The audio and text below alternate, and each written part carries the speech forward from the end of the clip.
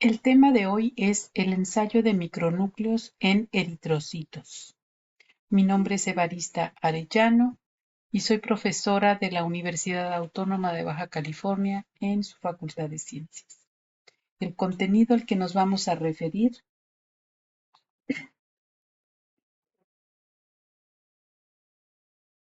es el siguiente.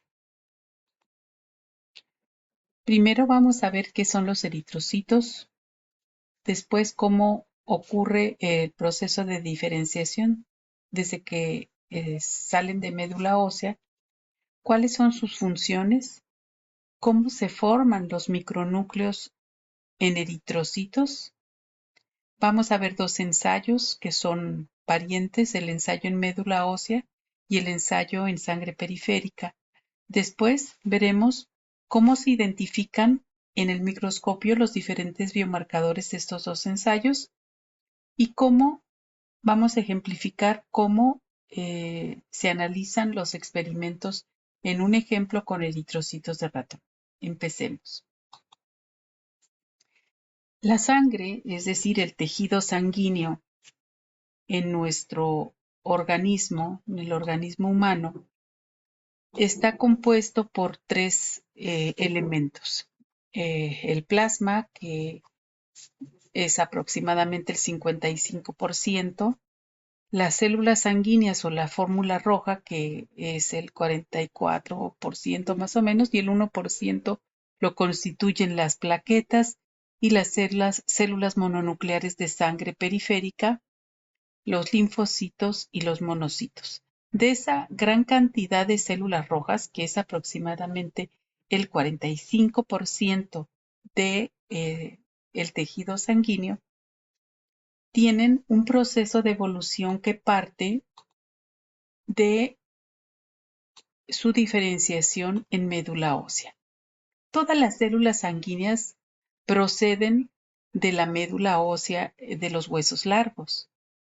De ahí se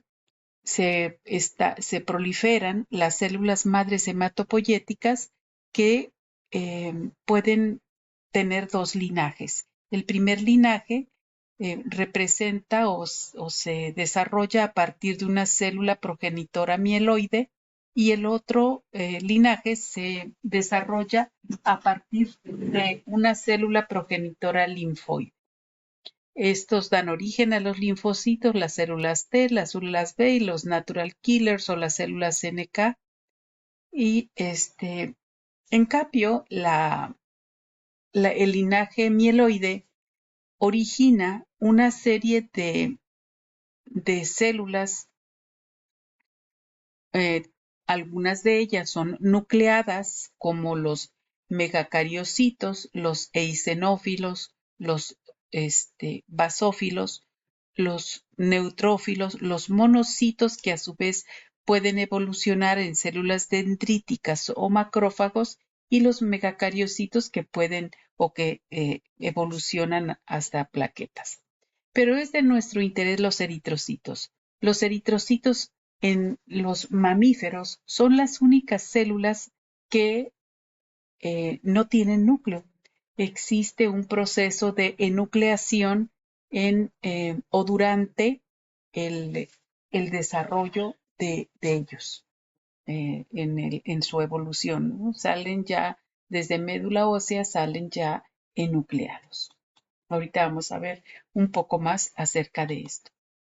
Bien, los eritrocitos, la fórmula roja o hematíes, como también se les conoce, contienen hemoglobina que les confiere el color rojo. Son en fresco, son discos bicóncavos, como si fueran unas rosquillas o donitas de color más o menos anaranjado rojizo, ¿no? No tienen núcleo, carecen de movimiento propio y soportan una gran deformación, es decir, son sumamente elásticos, y cuando no circulan se agrupan en columnas denominadas pilas de monedas. Como les decía, su evolución parte de, digamos que ese es el proceso o el evento natural de un hematíe. que parte de el linaje mieloide de una célula madre totipotente que proviene de médula ósea. Y este es el proceso en médula ósea. El hematíe empieza a perder su núcleo, se va haciendo más pequeño, excéntrico, hasta que finalmente en la etapa de maduración, ya al terminar la etapa de maduración eritrocitaria, el núcleo es expulsado del citoplasma y sale a torrente sanguíneo aproximadamente, pues con residuos de ARN todavía, pero sin núcleo, es decir, sin ADN. Y una vez que pierde el ARN, ya se forma el típico forma discoide en forma de dona, muy delgado de la parte central y algo más abultado en la periferia. Y entonces empieza ya a ser circular en el tejido sanguíneo. Bien, durante este proceso de extrusión del núcleo, que se le llama etapa de maduración eritrocitaria, tiene un proceso de duración de más o menos unos 72 horas, desde que sale de aquí, ¿no? Ahora, ¿cómo se forman los micronúcleos en un eritrocito? Si hubo un evento genotóxico que afectó la médula ósea y por lo tanto la mitosis de esa célula madre progenitora hematopoyética, se formó entonces un micronúcleo y en esa célula dañada, cuando va evolucionando, pierde el núcleo pero no el micronúcleo.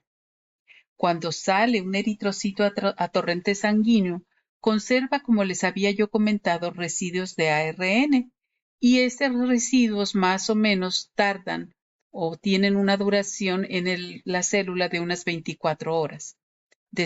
Y en este instante o en este momento, desde que sale de médula ósea a torrente sanguíneo hasta que completa más o menos 24 horas, se le denominan o tenemos eritrocitos policromáticos. ¿Por qué? Porque si nosotros los teñimos con alguna tinción que sea o que tiña el material genético, los vamos a ver en un tono rosado. ¿Por qué? Por la presencia de ARN en el citoplasma.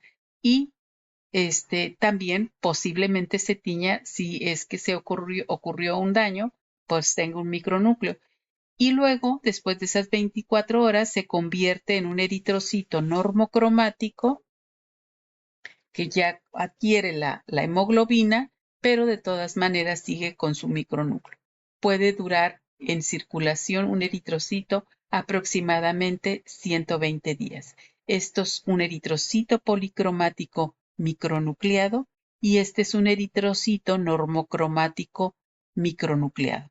Y este es un eritrocito policromático normal y un eritrocito policromático sin daño y este es un eritrocito normocromático también sin daño.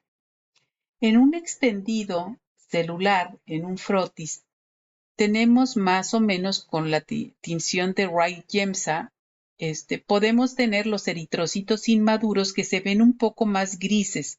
Estos son eritrocitos inmaduros, los que se ven un poco más grises. Pero los que se les ve ya la biconcavidad, es decir, exactamente se ven como unas donas con un centro más delgadito y por eso no toma muy fuerte la tinción, estos ya serían eritrocitos normocromáticos que ya tienen más de 24 horas en circulación. Como podemos ver, en la medida en la que nosotros observemos el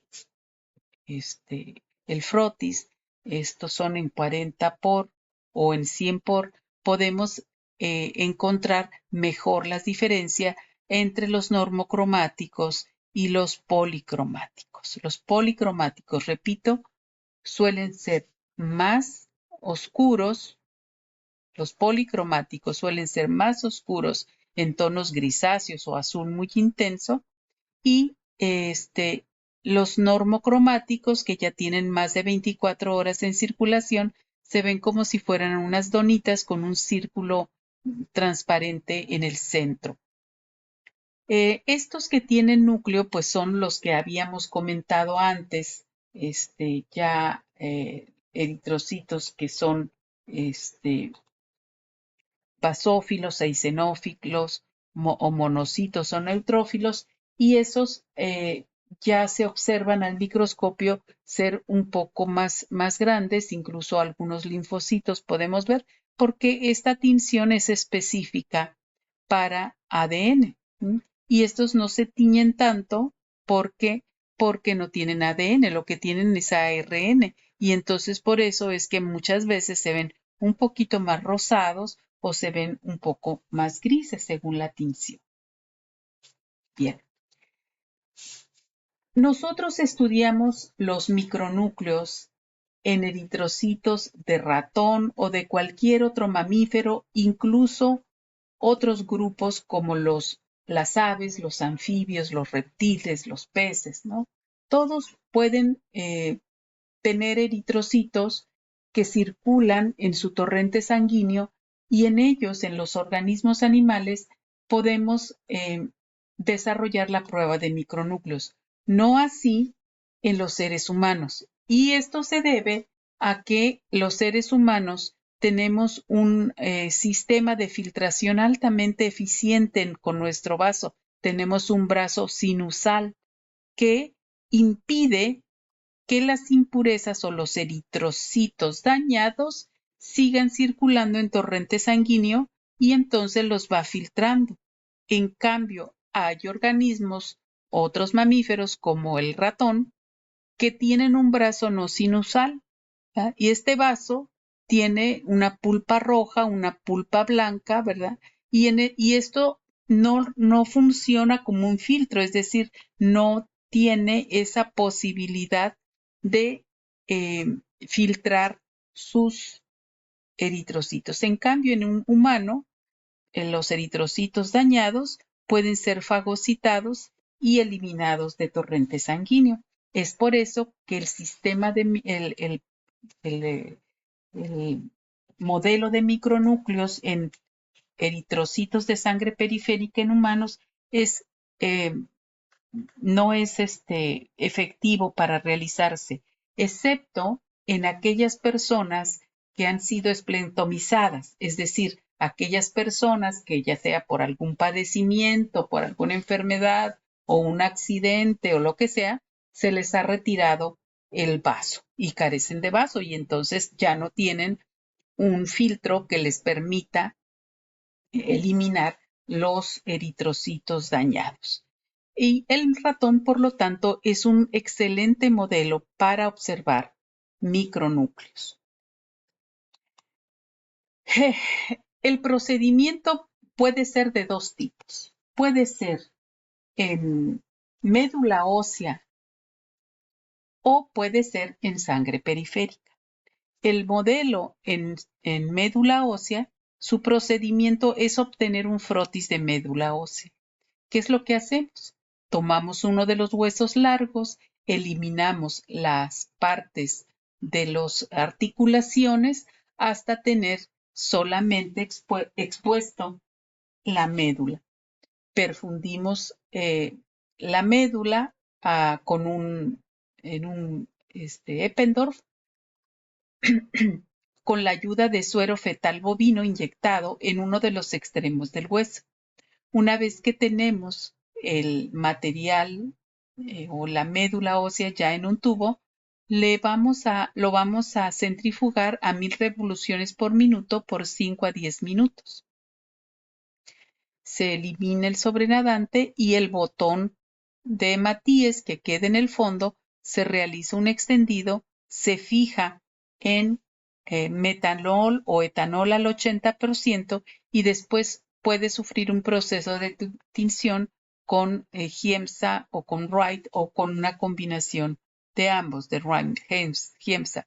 Y después se observan al microscopio ya los hematíes con sus micronúcleos podemos ver también eritrocitos normocromáticos y eritrocitos policromáticos. El etanol o metanol, se puede usar metanol también, pero usamos a veces etanol porque es menos tóxico para quien lo manipula. Y los frotis se pueden teñir con Wright Giemsa, dejándolos unos 10 minutos en fijación en etanol, y luego teñir con Wright Giemsa, ya sea juntos o separados, y se analizan a un microscopio a 1000 por. Esto es más o menos la escisión que se hace, ¿no? La tinción, el lavado y después ya el montaje de las laminillas. En eritrocitos de sangre periférica es un poco distinto. Aquí no tenemos que matar o que sacrificar al ratón. Por eso, este procedimiento suele ser muy útil cuando queremos hacer un seguimiento durante varios días de los micronúcleos que pueden ocurrir a lo largo de un experimento. Lo que se hace es que se corta la punta más distal de la cola del ratón, se extraen un par de gotas y se realizan extendidos de sangre por separado, los cuales se dejan secar al aire por 10 minutos, se fijan también con etanol al 80% por 10 minutos y luego se tiñen con Wright por 10 minutos. Se lava muy suavemente con agua corriente, ya sea en una cuba de tinción o utilizando otro procedimiento. Nada más vertir el agua muy suavemente. Después se extrae de la cuba, se estila un poco y se tiñe con Giemsa, esto sí por 30 o 40 minutos según cómo se encuentre el producto o la tinción. A veces ya está muy viejo el tinte y entonces tenemos que esperar más. Damos una nueva lavada y después ya se procede al conteo de los eritrocitos, tanto los policromáticos como los normocromáticos, separando aquellos que tienen micronúcleo o no en 1000 o 2000 eritrocitos totales. Así luce un eritrocito policromático con la tinción de Wright Giemsa. La laminilla se escanea primero con un 40 por. Ustedes saben que en un frotis sanguíneo, por ejemplo, aquí tenemos lo que se le llama la cabeza, el cuerpo y la cola, ¿verdad? Nosotros procuramos leer en el cuerpo y una vez que ubicamos el cuerpo, podemos encontrar los eritrocitos normocromáticos y los eritrocitos policromáticos, que son un poco más azules. Los eritrocitos normocromáticos, es decir, aquellos que tienen ya mucho tiempo circulando en el torrente sanguíneo, lucen más rosados, en tanto que aquellos que tienen menos de 24 horas en torrente sanguíneo aparecerán más teñidos. A veces podemos tener estos eritrocitos policromáticos con micronúcleos o un eritrocito normocromático con micronúcleo. Esto es con la tinción de Wright Giemsa. Cuando utilizamos la tinción de naranja de acridina, es una tinción específica para ADN, es probable que nosotros podemos encontrar eritrocitos normocromáticos como este que está muy gris, pero aquí tiene su micronúcleo. Está teñido de amarillo muy fuerte, ¿verdad? O puede lucir incluso a veces hasta verde, porque está teñido, ese eritrocito tiene más de 24 horas en circulación y luce de esta manera. Esto es un eritrocito normocromático y este es un eritrocito normocromático micronucleado, ya tiene micronúcleo. Aquí tenemos un eritrocito policromático que tiene residuos de ARN y se ve en un tono naranja. Este es un eritrocito policromático con micronúcleo. Este sí es ADN y este es ARN. El ARN suele ser más naranjita, con naranja de acridina, y el ADN, que es el micronúcleo, es un fragmento de un cromosoma o un cromosoma completo, luce más amarillo o incluso verde. Bueno, esta fotografía viene de esta fuente acá y veamos eritrocitos en otros organismos. Por ejemplo, estos son pato cuchara. Fíjense que en las aves los eritrocitos conservan su núcleo. Lo que son aves, reptiles y peces, los eritrocitos son nucleados, a diferencia de los mamíferos. Les decía yo que la inciso A, corresponde al y B corresponden al pato cuchara. Este es un bud, ¿no? Y acá tenemos otro bud, ¿verdad? En un eritrocito normocromático de pato cuchara, ¿verdad? La C muestra muescas, dice ahí muecas, pero son muescas nucleares en un eritrocito policromático. Este es un eritrocito policromático, este es un eritrocito normocromático. Noten la diferencia en coloración, este es un poco más naranja y aquí tenemos grisáceo. El núcleo se va a ver verde o amarillo. ¿Por qué? Porque es ADN, no es ARN, ¿verdad?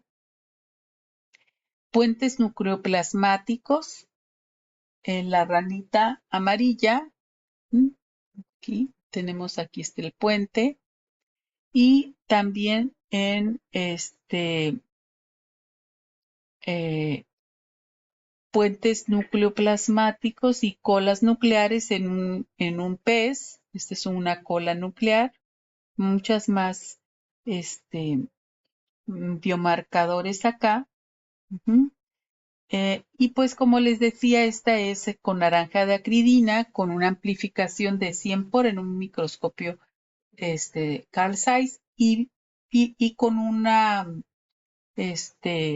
longitud de onda de la fluorescencia porque se observan no en un microscopio óptico como lo hacíamos con la tinción de Roy-Hemsa, sino que en este caso el conteo se hace con naranja de acridina con un filtro de fluorescencia de 450 a 490 nanómetros.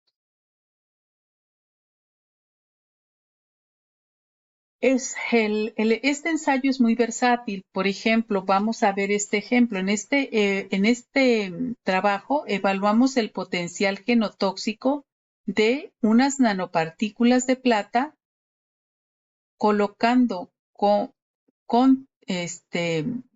como agente micronucleogénico o agente genotóxico a la ciclofosfamida, que estamos ejemplificando por CP. Aquí pusimos un grupo con agua de 6 ratoncitos y les aplicamos agua inyectada a las 0, a las 24 y a las 48 horas. Después, un segundo grupo de 6 ratones se le aplicaron 50 miligramos por kilogramo intraperitoneal de ciclofosfamida solamente al inicio del experimento. Ese fue el grupo 2. En el grupo 3 se aplicaron nanopartículas de plata por 3 días consecutivos.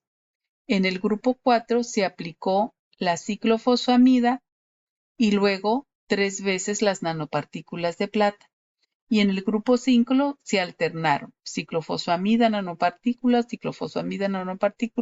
así hasta las 120 horas y a las 148 horas, es decir, 1, 2, 3, 4, 5, 6, 7, al octavo día, se sacrificaron los ratones, pero cada día de la cola se les sacaron 2 gotitas de sangre y se registraron sus eritrocitos normocromáticos, policromáticos, eritrocitos normocromáticos micronucleados y eritrocitos policromáticos micronucleados. Y estos fueron los resultados. Estos son los eritrocitos policromáticos. Este es el agua, esta es la ciclofosfamida, este es un día ciclofosfamida y luego, no, estas fueron, el grupo 3 fueron nanopartículas de plata por 3 días consecutivos, luego fue una vez ciclofosfamida y 3 veces nanopartículas, y luego el grupo 4 fueron nanopartículas, el grupo 3 fueron nanopartículas 3 días, luego fue una vez nanopartículas, el grupo 4, una vez nanopartículas, 3 días las nanopartículas, el grupo 5 fue ciclofosfamida y alternadas ciclofosfamida y nanopartículas de plata. Aunque aquí tenemos 1, 2, 3, 4, 5 y 6 grupos, pero son nada más 5 grupos. Aquí están los eritrocitos normocromáticos micronucleados y acá tenemos los eritrocitos policromáticos micronucleados. Veamos primero los eritrocitos policromáticos, que son los que nos dan evidencia de cómo anda la médula ósea, es decir, cuántos eritrocitos policromáticos surgieron a médula ósea antes de que se terminaran las 24 horas. Y como ustedes pueden ver con el agua, no hay diferencias. Aquí, cuando se le aplicó la ciclofosfamida primero, al tercer día de que se le aplicó, disminuye la producción de médula ósea. Igual en el grupo 4, donde se le aplicó ciclofosfamida y nanopartículas de plata a la misma vez. También a las 72 horas cae un poco, cae bastante, ¿verdad? Así como acá. Y es la aplicación en el grupo 4 de nanopartículas de plata por 3 días consecutivos y no cae tanto como cuando se le aplica ciclofosfamida, excepto acá, ¿verdad? Y en el grupo 5 se le aplicó alternadas las nanopartículas de plata y la ciclofosfamida. Entonces, como ven, con los grupos que se les aplica la ciclofosfamida, bajan bastante los eritrocitos policromáticos, no así cuando se le aplica solamente nanopartículas de plata, que es en el grupo 3. ¿Ya?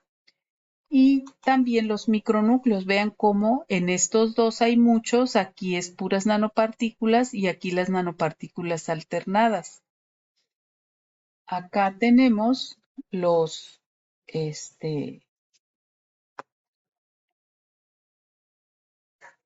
acá tenemos el agua, esta es la ciclofosfamida y aquí parece tener menos micronúcleos que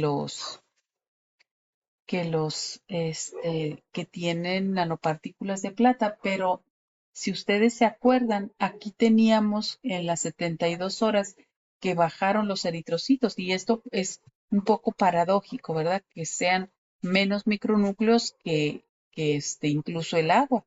Y esto es paradójico porque lo que sucede es que ya no hay tantos eritrocitos policromáticos en circulación. Y esto nos puede ayudar, pues, a ver varias cosas. Primero, la genotoxicidad con el número de micronúcleos y la citotoxicidad con el número de eritrocitos polinucleados.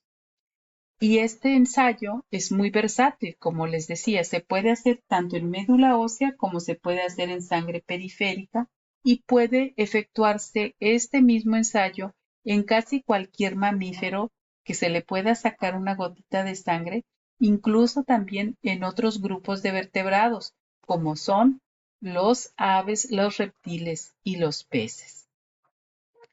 Esta fue la información que tomé de referencia para hacer este video.